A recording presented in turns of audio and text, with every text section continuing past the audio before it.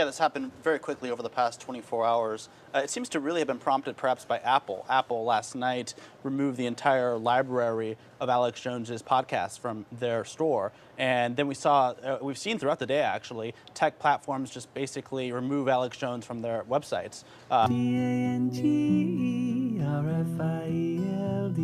Dangerfield.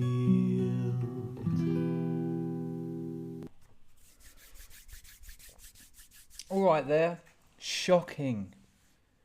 Facebook, Apple, YouTube, Spotify. They've all banned Alex Jones now.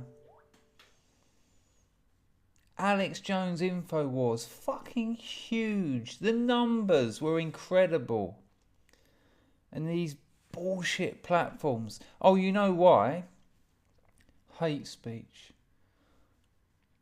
I thought hate speech was protected under the American Constitution. It's such a disgusting bullshit ice pick in the fucking temple of free speech. I don't like Alex Jones. I don't dislike him. I've probably watched about 2 hours in total, like ever. And that's not just to watch Alex Jones. That will tend to be if he's got a guest on. But fuck me, the silencing. Facebook, Apple. That's iTunes gone. Facebook, nothing. Spotify.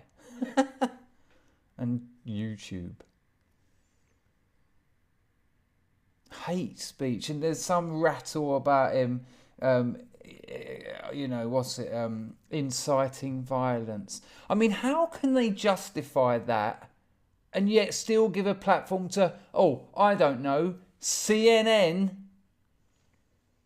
I just don't. It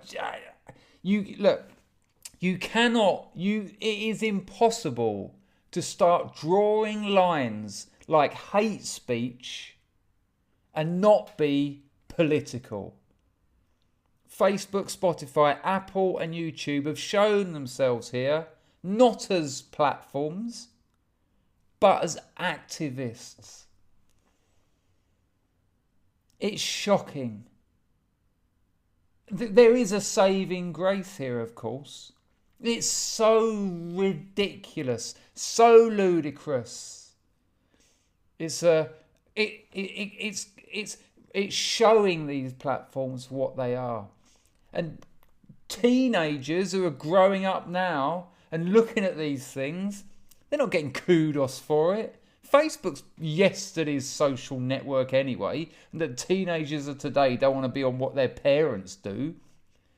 Imagine seeing your fucking 40-year-old mother on Facebook. Oh yeah, that's what I want to do. Mum, do you want to meet on Facebook later?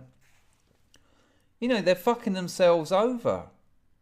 And in time, slowly but surely, the competition will fuck them over. Because people want free speech. They like it. They like opinions. Interesting question, actually, old Tim Paul said. He said, so what if a mental person had a YouTube channel? Hello, I like YouTube and all that nonsense. And then halfway through it went, are you burn down Geneva? I like to burn down Geneva. And they're going to lose their channel for hate speech. Because you don't have to go far from burn down Geneva to they've turned the frogs gay. It's not a particularly big jump. This is activism. These are huge platforms being politically active. And people hate them for it. CNN is losing something ridiculous like 20% of its viewers annually. The free market's wonderful like that. Because while they're chipping away at YouTube, see you later, Alex Jones. You had your moment. See if you can find something else independent out there. But in the time it took them to do that, there's probably been 2,000 free speech absolutists start new channels on YouTube, start new accounts on Facebook. People want this stuff. They donate to it. But it's shocking. It's just... I mean, what does me about that? When I see them getting rid of the likes of Devon Tracy, or, you know, smaller channels, anything under a couple of 100,000, really, you know, you kind of know they're dusting shit under the carpet, you know, just get rid of this, ignore them, they'll go away. But Alex Jones, getting shot of Alex Jones across all platforms, like cutting his digital tongue out, is so glaringly clear and obvious. Good, do it. Unlucky, because you're waving a flag saying, we're cunts. We're politically active cunts.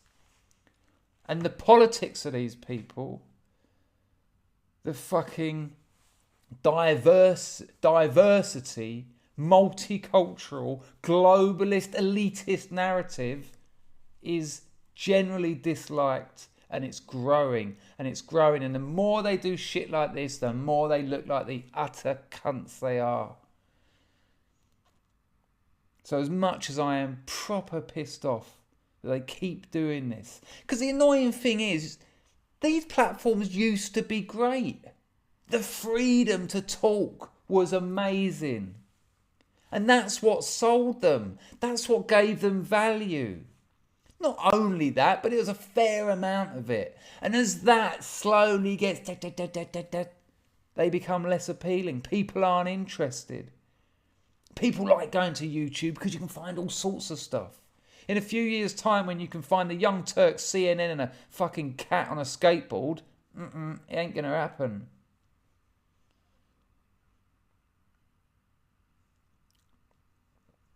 Shocking. What a terrible shame. A terrible shame that things are still going in this direction. All people want is the freedom to choose what they say and the freedom to choose what they hear. And they don't want corporations attempting in the internet age to try and do that, to try and make those decisions for them. Fuck you.